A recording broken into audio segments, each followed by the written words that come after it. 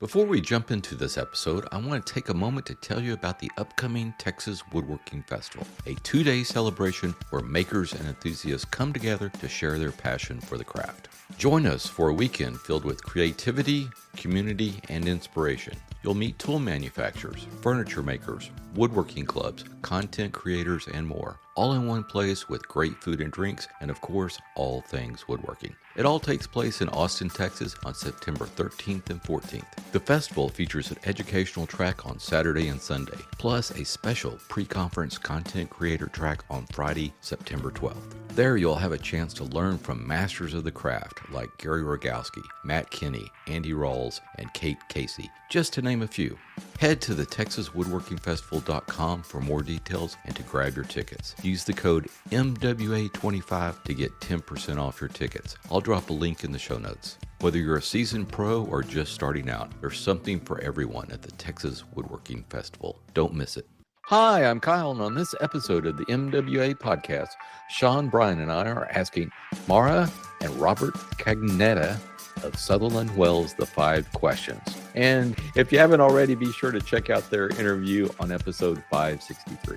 Well, we can't wait to get to the 5 questions, but before we do that, let's dip our toes in the woodworking news. So first off, Woodpeckers has a couple of things, and first up is their freehand guard for the router table, and this is version 2.0, and it's a little smaller, and it's kind of instead of using like a starter pin to do some template routing or freehand routing, whatever you want to call it, instead of using that starter pin in there, this is just a little device that clamps in, but not only provides you with the same type of starter pin activity, but also has a dust chute there so you can hook up a vacuum to it to, do your wood chips and stuff like that.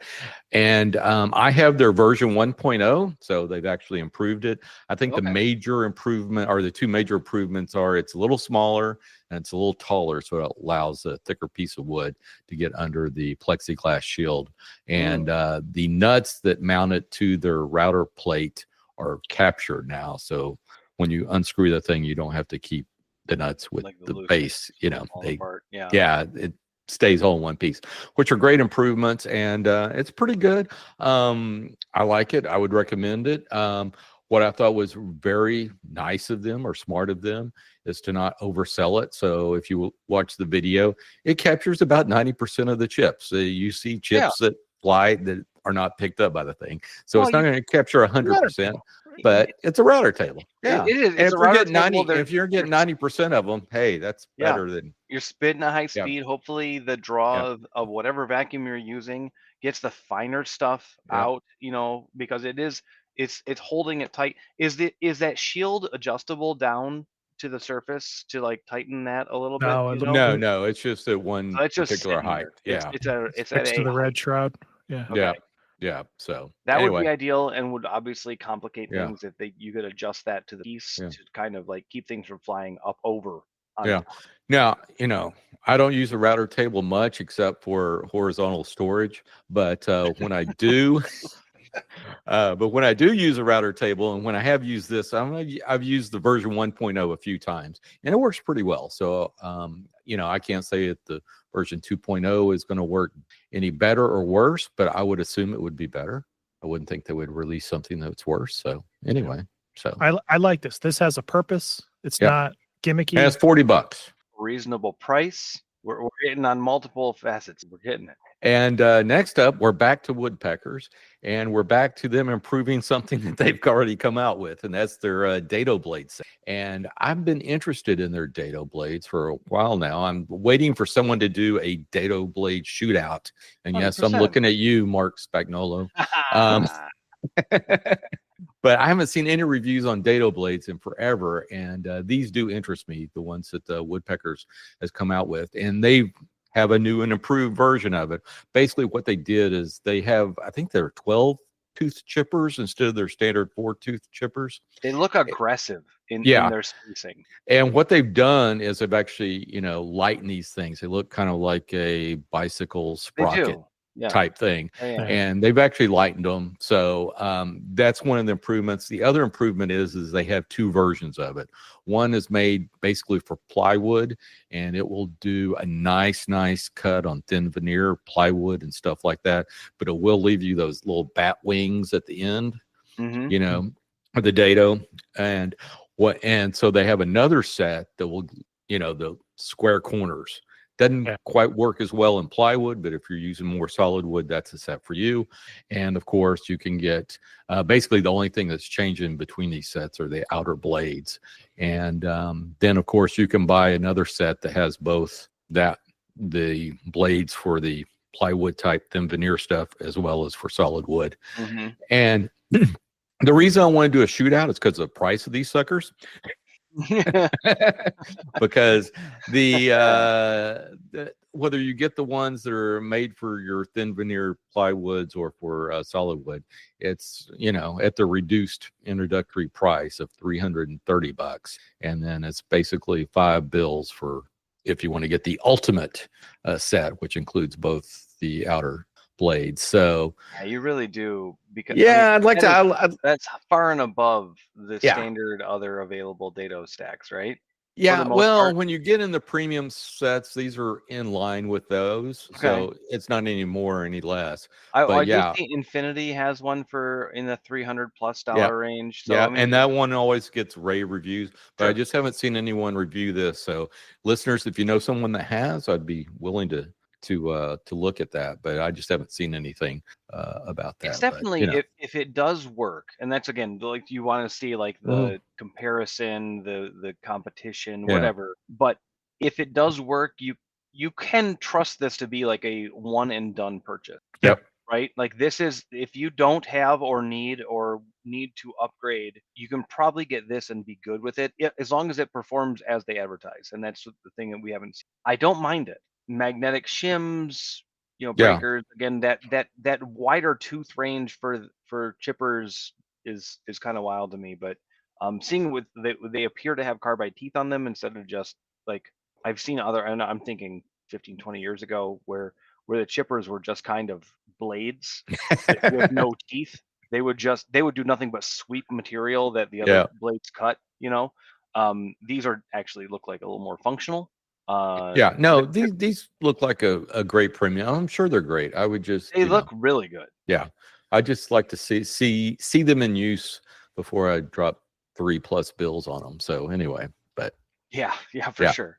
Speaking of something that you don't have to really worry about, Rockler has a new easy squeeze silicone glue bottle out that's only $8.99. So I think I might take the gamble on this. I actually saw this I think it was Popular Woodworking had a thing on it, and the guy was just raving about how easy this. It's basically a glue bottle that you can put your glue in, but apparently the tip is really nice. It doesn't clog. The glue freely drains down into the rest of it. It's got a wide bottle. It's easy to fill, and it's made from silicone. It's easy to clean afterwards, and it's $9. So I think next time I'm at my neighborhood Rockler, I'm going to pick one of these suckers up. You have a neighborhood Rockler? Well, it's in Houston. It's 56 miles away from me. So anyway, I definitely don't have a Rockler within that reach. I just don't. But I mean, this is interesting. I mean, it's sure.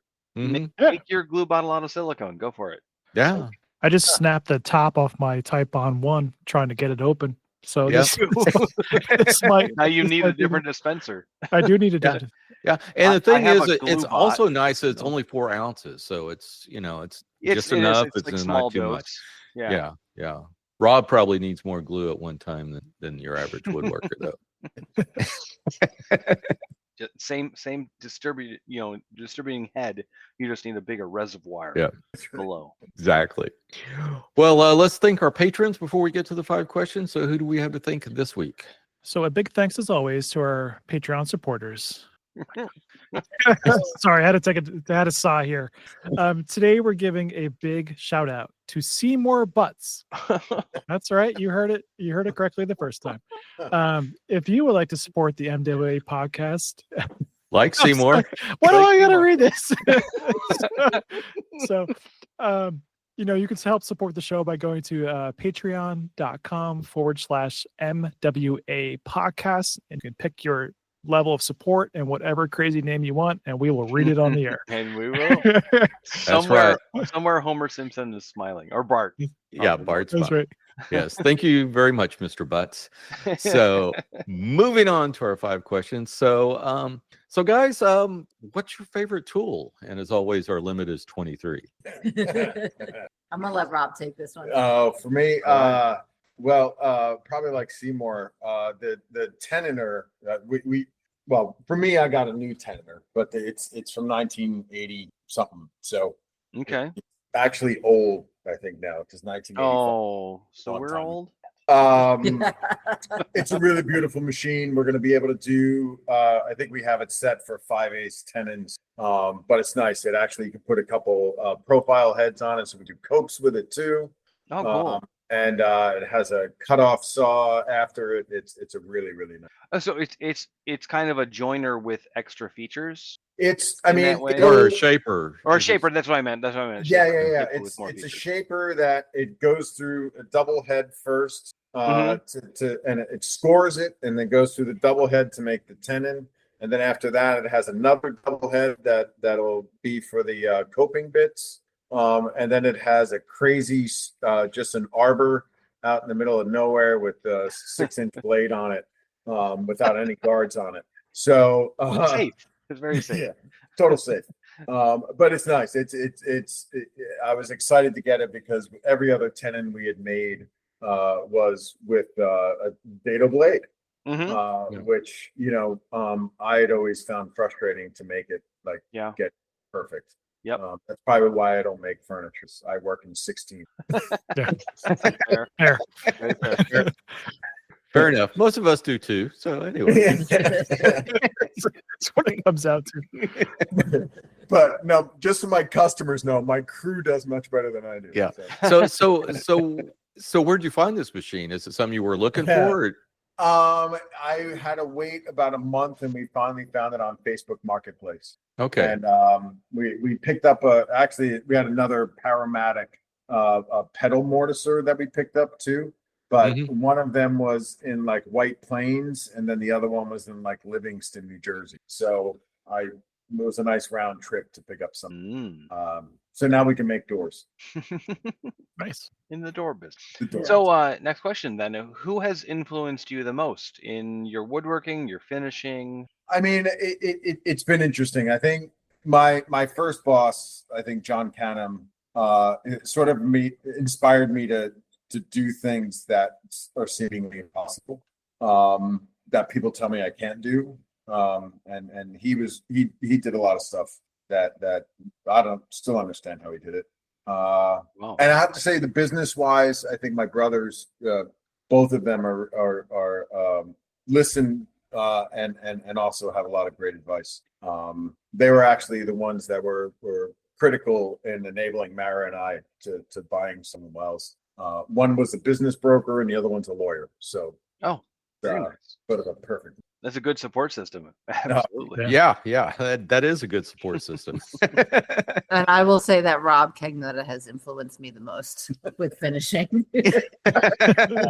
Well, it's because I wouldn't shut up about it. But I've done some stuff, and you have taught me through it. Yeah. I do not understand. It's almost unfair that in like 3.5 years you learned more than I learned in 20 years. I really haven't really had a choice. No, well, yeah, necessity, That's trial by fire. Right? Yeah, it was rather remarkable. Like just to hear Mara, profess about how the history of tongue oil and everything else amazes me. So, I'm amazing. An attentive student.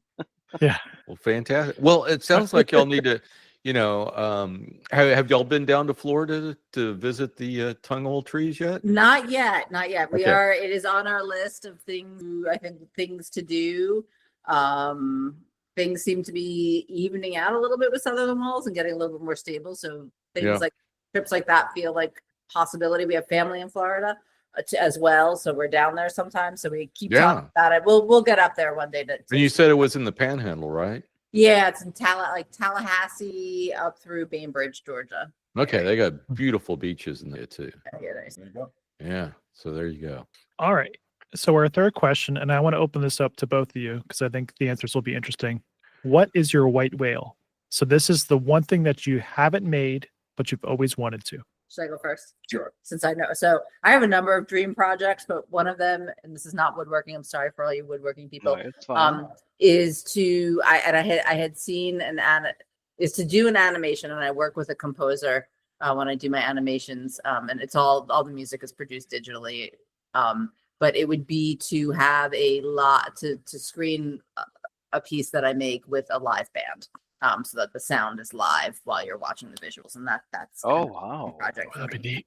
That would be neat. Yeah. Now are we talking like electric type band or orchestra or? I think it would depend on the music that the composer writes for these. Okay. Sure. But I did in Boston. I saw it was this lovely story. He was a jazz musician. His wife was kind of a famous animator, and she passed away. And he's keeping her work alive by bringing his band around to different art spaces and playing the music that he had composed for her pieces while the pieces were showing. And it really, really. So I would love to do something like that. Oh, that sounds cool. Yeah.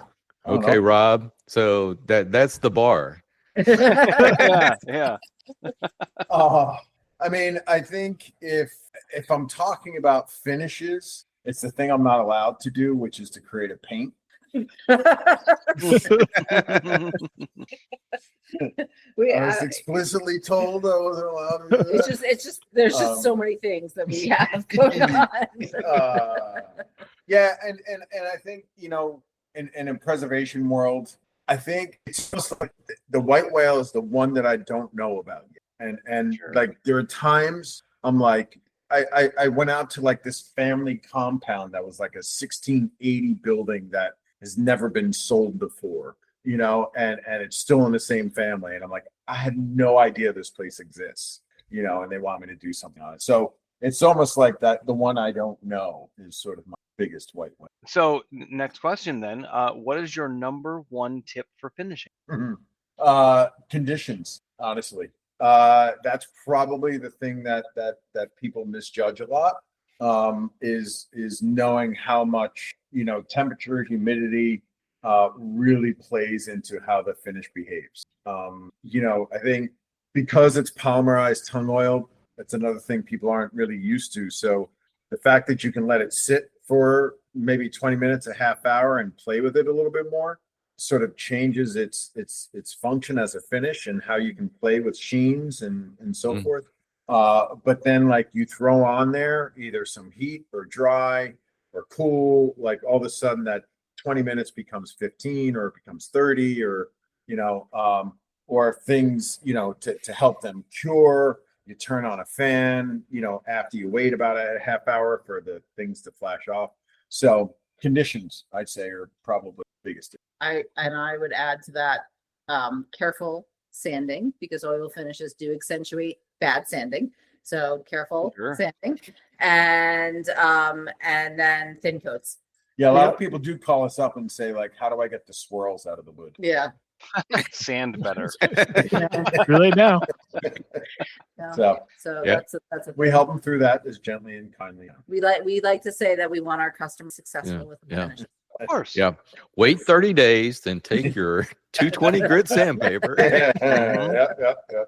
Then you have to buy more finish to put it back on. So Yes.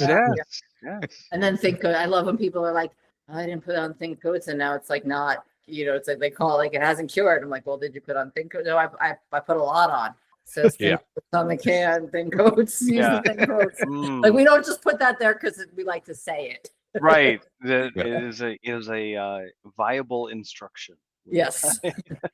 Okay. So last question is, what is your favorite Sutherland Wells finish, or any of your products? What's your favorite? It's funny. I wrote down hard sealer, but I think it's hard oil. Okay. I think it's my favorite. Yeah. Because it's sort of everything wrapped in a bow, it's got our oil, it's got the resin. Is it a red bow? Depends what stain you're using. Yeah. I love Millie's, maybe because that was the first Sutherland Wells finish I used. And I found it really easy to use, and I really liked the sheen on it. But then our tung oil polish, I just love the tung oil polish. Can't have two. Of course I can have you. But the tongue oil polish is not It's not a finish. It's not a finish. It's a All right, maintenance well, fair. product. All right. Right. Well, Right. Yeah. there you go. You're out. Makes everything look beautiful. Great.